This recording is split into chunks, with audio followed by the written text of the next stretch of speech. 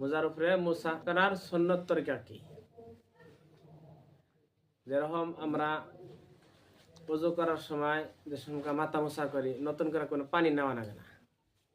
যে ওযু পানি যে হাত বেশি মুখ বেশি ওই হাত ভিজা আছে, যে ওই ভিজা হাত দিয়ে মাথা মোছা করলে মোছা হয়ে যাবে। কিন্তু মোজার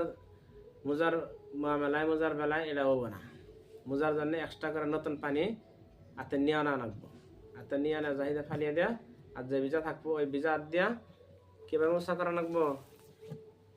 যেরকম এই মোজাটা আছে, এই মোজাটা এইভাবে কমসে কম 3 আঙ্গুল দিয়া, আর যদি বেকানটি হেনটি মিলিয়ে দেয় তাহলে আরো বেহতের।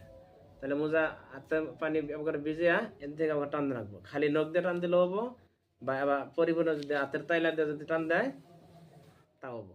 এফালে এন থেকে নিয়ে এফালে থাকবো। কেউ যদি এই ফালে দেয় তাহলে মোছা দেবো না। কেউ যদি এক নখ দিয়ে দেয় তাহলে মোছা